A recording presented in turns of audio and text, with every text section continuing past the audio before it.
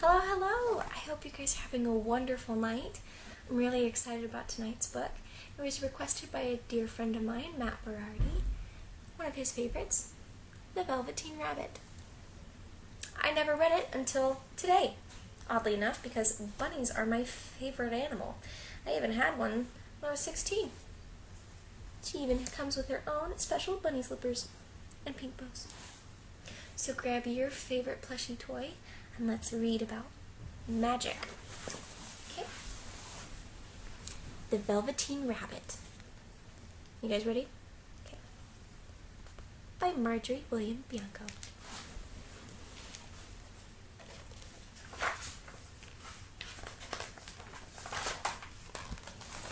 The Velveteen Rabbit by Margery Bianco. And he's all cozy.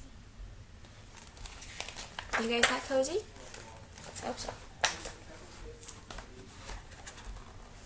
You guys can see it? There you go. So there once was a Velveteen Rabbit, and in the beginning he was really splendid. He was fat and bunchy as a rabbit should be, and his coat was spotted brown and white, and he had real thread whiskers, and his ears were lined with pink sateen. On Christmas morning, when he sat wedged in the top of the boy's stocking with a sprig of holly between his paws, the effect was charming.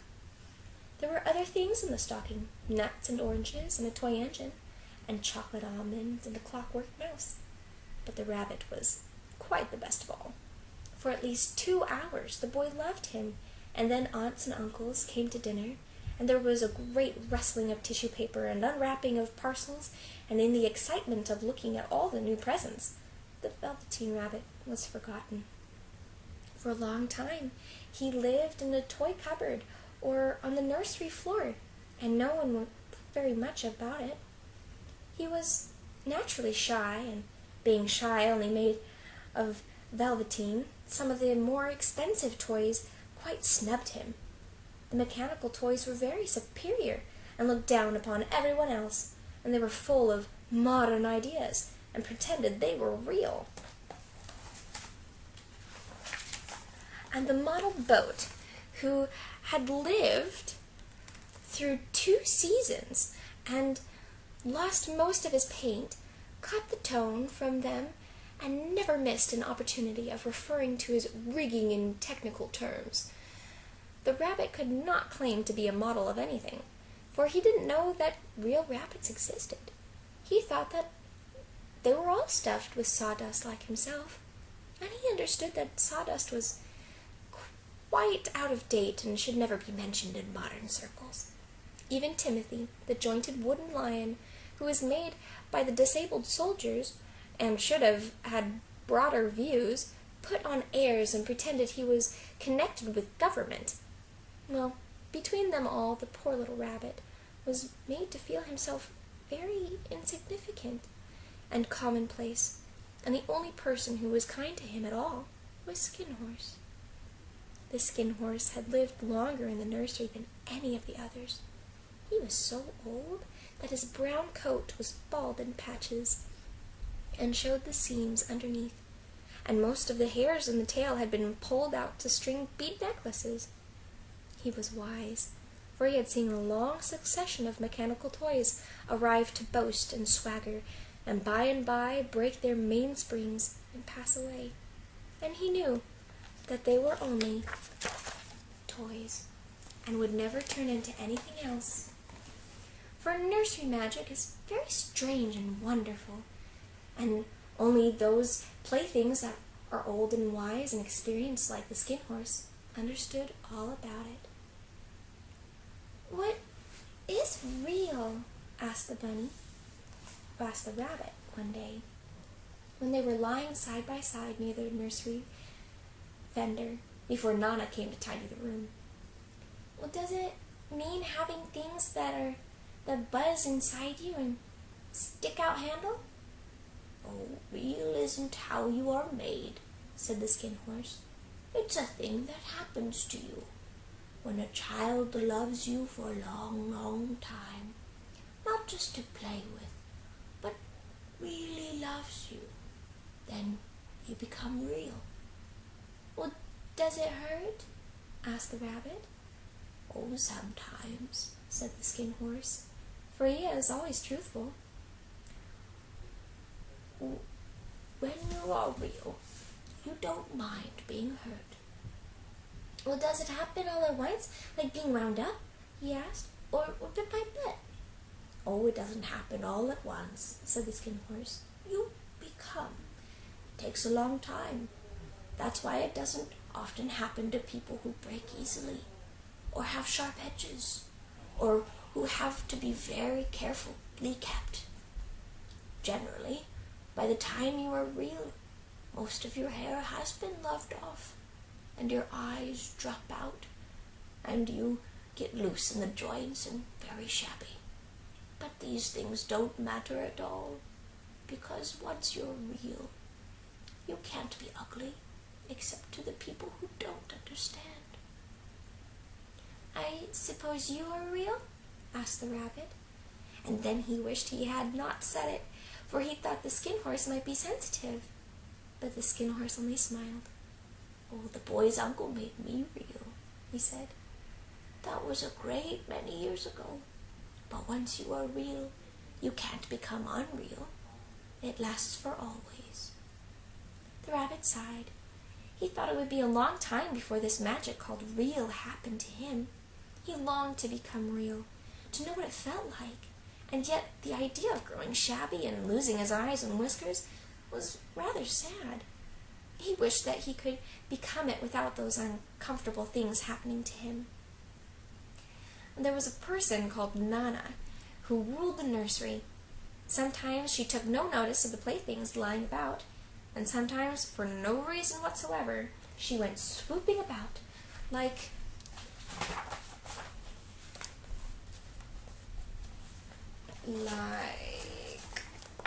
here's a picture.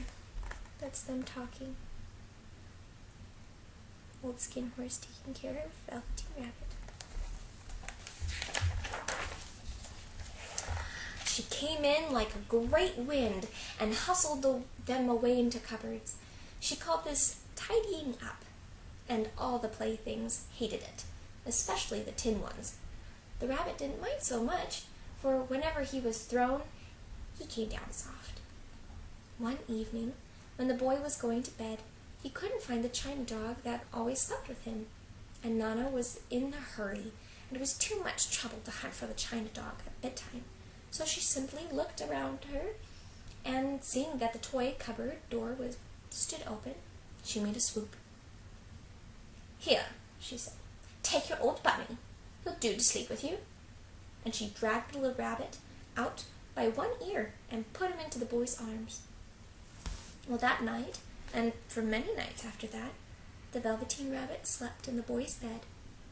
At first he found it rather uncomfortable, for the boy hugged him very tight, and sometimes he rolled over on him, and sometimes he pushed him up so far under the pillow that the rabbit could scarcely breathe. And he missed, too, those long moonlit hours in the nursery when all the house was silent and his talks with Skin Horse. But very soon he began to like it, for the boy used to talk to him and made nice tunnels for him under the bedclothes that he said were like burrows the real bunnies lived in. And they had splendid games together in whispers when Nana had gone away to her supper and left the nightlight burning on the mantelpiece. And when the boy dropped off to sleep, the rabbit would snuggle down close under his little warm arm and chin and dream. And with the boy's hands clasped close round him all night long. And so time went on, and the little rabbit was very happy. So happy that he never noticed how his beautiful velveteen fur was getting shabbier and shabbier, and his tail coming unsewn, and all the pink rubbed off his nose where the boy had kissed him. Spring came, and they had long days in the garden, for whenever the boy went to the rabbit, so did the rabbit. He had rides in the wheelbarrow, and picnics on the grass, and lovely fairy huts built for him under the raspberry canes behind the flower border. And once, When the boy was called away suddenly to go out to tea, the rabbit was left on the lawn until long after dark, and Anna had to come and look for him with the candle because the boy couldn't go to sleep unless he was there. Well, he was wet through with dew and quite early. Can you see that? And quite earthy from diving into burrows the boy had made for him in the flower bed. And Nana grumbled, and she rubbed him off with a corner of her apron. "Oh, you must have your bunny," she said. "Fancy all that fuss for a toy." Well, the boy sat up in bed and stretched out his hands. "Oh, give me the bunny," he said. "You mustn't say that. He isn't a toy. He's real." Well, when the little bunny heard that, he was happy, for he knew that what the skin horse had said was true at last. The nursery magic had happened to him, and he was a toy no longer. He was real. The boy himself said it. And that night he was almost too happy to sleep, and so much love stirred in his little sawdust heart that it almost burst, and into his boot-button eyes that had long ago lost their polish, there came a look of wisdom and beauty, so that even Nana noticed it the next morning when she picked him up and said, "I declare, if that old bunny hasn't got quite a knowing expression." He's playing on the chair. Well, that was a wonderful summer.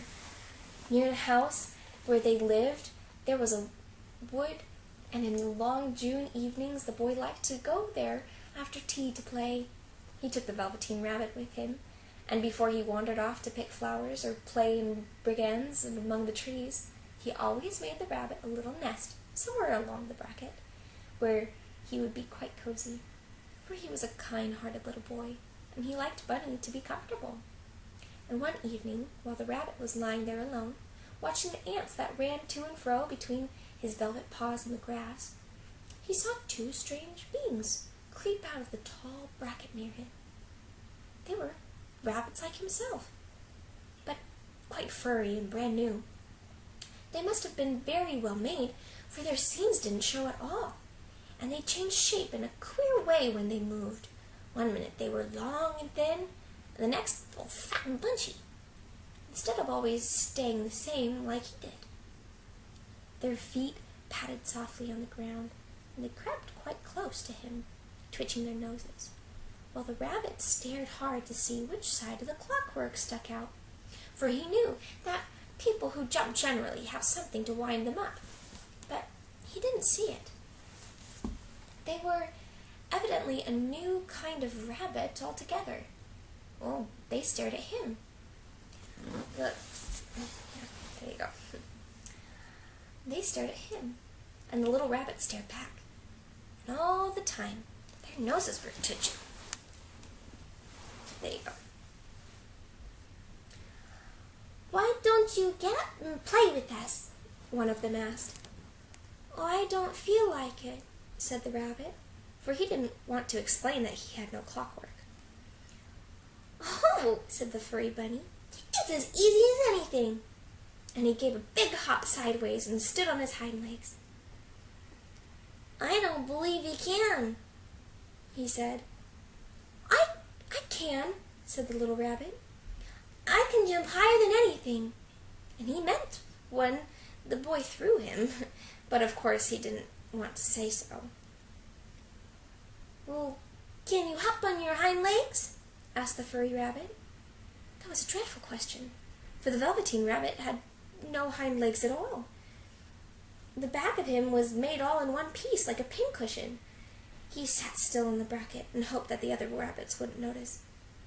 I just don't want to," he said again. Here are the bunnies. You see little Velveteen in the corner? There he is. Yeah.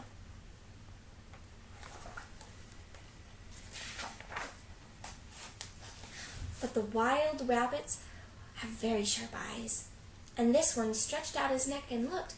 "He hasn't got any hind legs," he called. "Fancy to a rabbit without any hind legs." And he began to laugh. "I have," cried the little rabbit. "I have got hind legs. I'm just sitting on them." "Then stretch them out and show me, like this," said the wild rabbit. And he began to whirl round and dance till the little rabbit got quite dizzy. I don't like dancing," he said. "I'd rather sit still." But all the while he was longing to dance, for a funny new tickling feeling ran through him, and he felt he would give anything in the world to be able to jump about like these rabbits did. Well, the strange rabbit stopped dancing and came quite close. He came so close this time that his long whiskers brushed the Velveteen rabbit's ears, and then he wrinkled his nose suddenly and flattened his ears and jumped backwards. "He doesn't smell right," he explained. "He isn't a rabbit at all. He isn't real." "I am real," said the little rabbit. "I am real. The boy said so." And he nearly began to cry. Just then there was a little sound of footsteps, and the boy ran past near them, and with a stamp of the feet and a flash of white tails, the two strange rabbits disappeared. "Oh, come back and play with me," called the little rabbit. "Oh, do come back. I know I am real." But there was no answer. Only the little two ants ran to and fro, and the bracket swayed gently where the two strangers had passed, and the Velveteen rabbit was all alone. "Oh dear," he thought. "Why did they run away like that? Why couldn't they stop and talk to me?" For a long time he lay very still, watching the bracket and hoping that they would come back.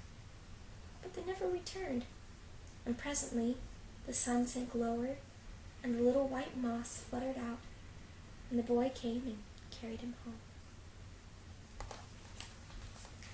That's only halfway through the story. I'll come back to chapter 2 when he's taking him home. Okay?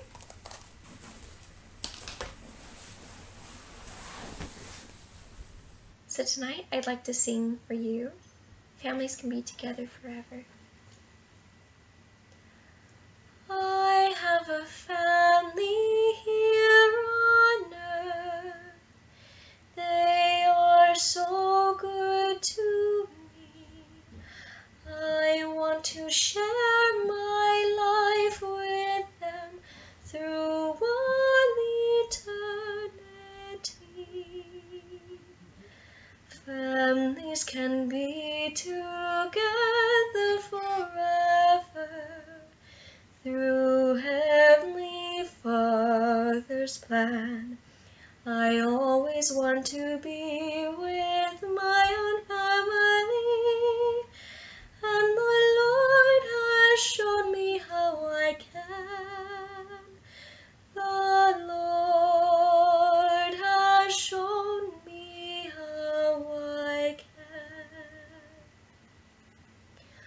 While I am in my early years, I'll prepare most carefully, so I can marry in God's temple for eternity.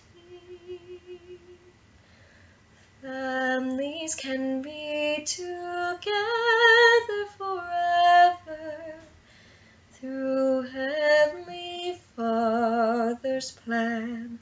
I always want to be with my own family, for the Lord has shown me how I can. The Lord has shown me how I can. Good night. I love you. Sleep tight.